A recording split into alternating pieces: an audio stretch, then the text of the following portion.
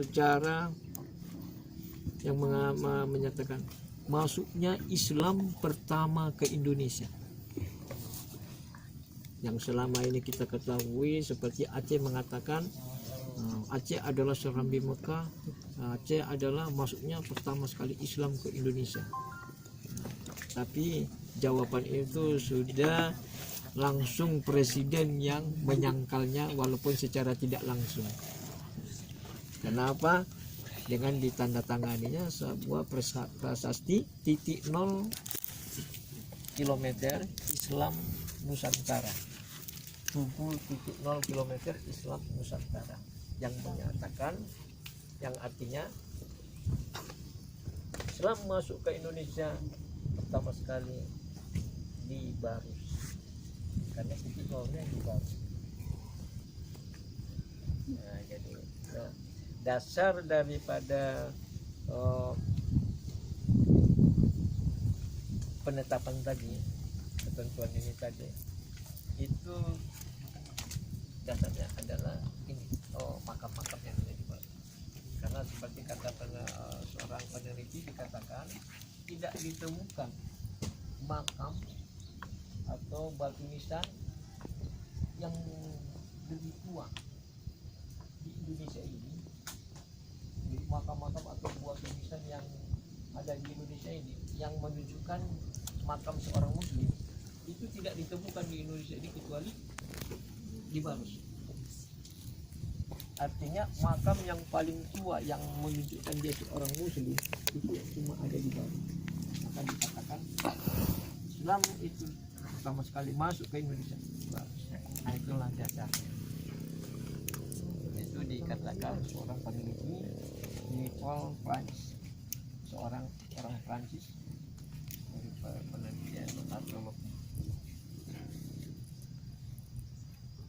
Jadi itulah sekarang ini yang kita datang ini termasuklah salah satu pembawa ajaran Islam pertama ke Indonesia.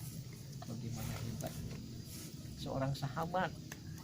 Nah, kalau adik-adik saya mau tanya, kalau ketemu Ustadz Somad mau ugal-ugalan atau mau jekrak-jekrakan apa bagaimana? Belajar. Saya yakin pasti pada sopan semua. Itu Ustadz Somad, belum ada apa-apanya dengan beliau.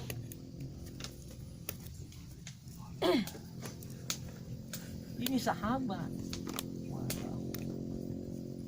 Artinya mari kita gunakan momen kesempatan ini untuk mendapatkan faedah manfaat ziarah itu yang sebesar-besar. Insya Allah, karena orang yang kita ziarah yang sekarang ini, beliau bisa ada di antara kita sekarang, dan beliau adalah orang yang sangat dekat dengan Allah. Tentunya banyak yang kita harapkan dari beliau, terutama sekali aminnya beliau dari doa-doa kita. Bukan kita meminta kepada beliau, tapi kita meminta sama Allah. Karena kita meminta di hadapannya, dia ikut mengaminkan. Bagaimana kalau sudah ajudan camat memintakan kepada Pak Camat, si A itu baik sekali itu. Contoh adik-adik nih, Pak Camat, tolonglah Pak Camat kami supaya bisa sampai ke papan tinggi. Datang ajudannya atau sekcamnya. Iyalah Pak Camat, sudah banyak orang ini membantu kita, sudah ternama kecamatan kita. Kasihlah. Apa kata Pak Camat? Oke, katanya kan? Iya. Jadi seperti itulah kita meminta sama Allah. Ya Allah, beri aku kekuatan, beri aku kesehatan agar aku kuat dan sehat untuk ibadah kepada Engkau ya Allah. Amin, kata beliau. Yakin nggak kita mendapatkan kesehatan kekuatan? Yakin.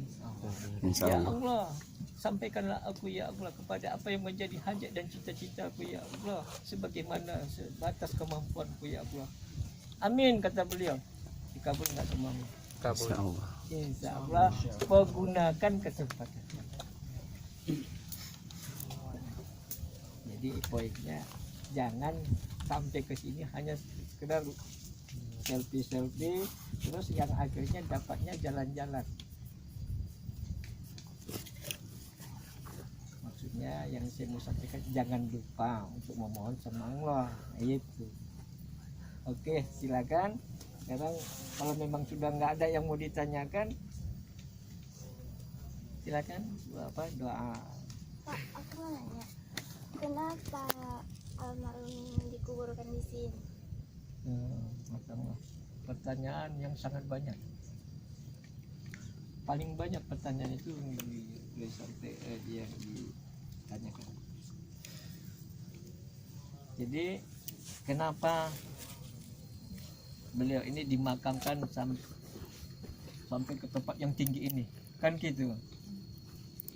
Berdasarkan dari seorang penelitian dia, tadi di bawah dia ada rumah terakhir, ada musola, ke tempat kita.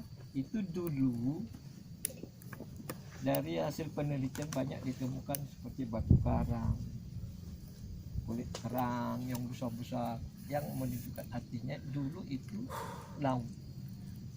Jadi kalau di situ dulu laut, artinya yang namanya dataran atau daratan, inilah perbukitan ini. Jadi artinya beliau ini dulu bermukim di sini, sekitar sini, dan bukan beliau wafat mayatnya dibawa dari bawah ke atas. Memang beliau udah tinggal di atas sini. Jadi bukan, jadi kan makna pertanyaannya si Ade ini tadi kan, kenapa kok jauh kali dibawa dari bawah ke atas? Jawabannya beliau itu dulu memang tinggal di sini. Nah itu. Allahu Akbar. Mungkin ada lagi? Itu pertanyaan sangat bagus. Jadi artinya biar kita nggak simpang siur ceritanya. Gimana? Nanti itu udah akan banyak itu pertanyaan. Kalau jawaban itu kita nggak dapat, akan banyak itu pertanyaan. Gimana? Jalan aja sudah susah sendiri. Apalagi mau panggul apa? Main. Bagaimana ini caranya? Apa nggak jatuh? Mungkin begini. Ya. Itu macam-macam nanti apa? Dan bahkan jawaban itu nggak dapat kita jawab sendiri. Kenapa? Nggak ada yang logika kan gitu. Jadi Pak, kenapa bisa segini panjangnya Pak? Itu juga pertanyaan yang bagus ya. Jadi di sini ini berdasarkan pengalaman seperti saya sampaikan tadi, mungkin ada di sini tadi saya menjelaskan tadi dalam pengukuran. Saya sudah melakukan pengukuran 3 kali. Pengukuran pertama dengan meteran yang sama, ya, dengan garis yang sama. Pengukuran pertama dapat hasilnya 7 meter 15 cm. Pengukuran kedua dapatnya 8 meter. Pengukuran ketiga dapatnya 8 meter 20 cm. Kalau umpamanya jarak selisih 10 cm atau 5 cm, itu mungkin kita salah naruh meternya, ya. Tapi ini lebih dari itu.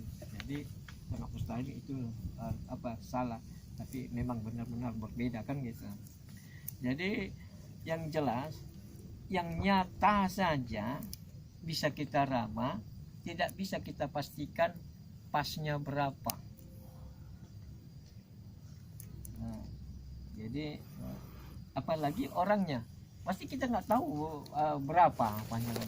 Cuma memang dikatakan beliau ini memang tinggi besar, tapi belum dapat dipastikan apakah sepenuhnya. Cuma yang kita ambil hikmahnya adalah bukan kita merujuk kepada melihat orangnya seperti apa, tapi kita melihat kepada satu kelebihannya yang disebut karomah.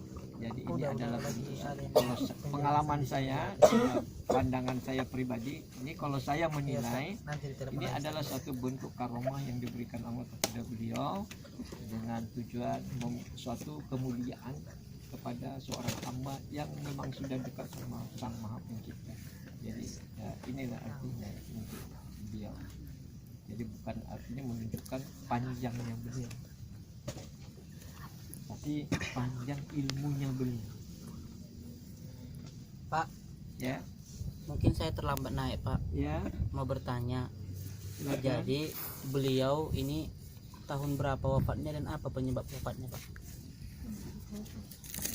Kalau penyebab wafatnya Allahu alam, karena kita di sini belum mendapatkan secara rinci daripada perjalanan beliau juga. Secara rinci, secara detailnya kita nggak dapatkan. Cuma yang dapat kita sebutkan di sini, beliau wafat tahun 44 Hijriah. Kalau penyebabnya apa, sakit perut, masuk angin, kita nggak tahu. Karena secara detailnya kita belum dapat mengetahui dari perjalanan beliau. Gitu.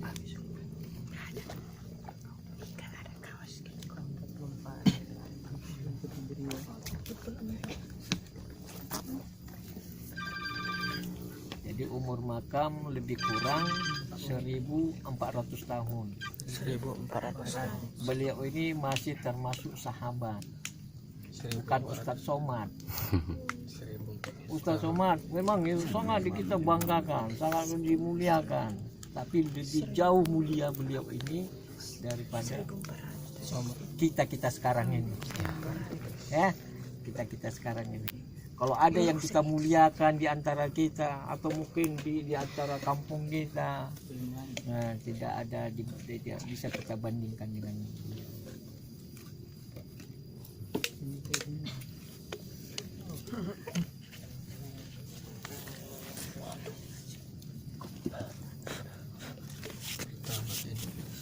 Ada lagi? Oke, kalau udah nggak ada, nggak apa-apa. Ya. Silakan mau berdoa masing-masing, silakan. Nah, setelah habis berdoa apa?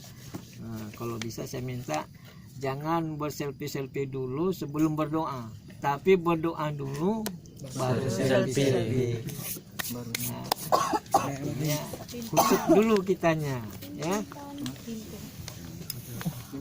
Jadi namanya kalau mau mengirim Fatihah, Syekh Mahmud bin Abdurrahman bin Mu'az bin Jabbar. Syekh Mahmud. Bisa diulang lagi Pak namanya itu? Syekh Mahmud Syekh Mahmud bin Abdurrahman bin Mu'az bin Jabbar. bin Mu'aish bin Jabbar.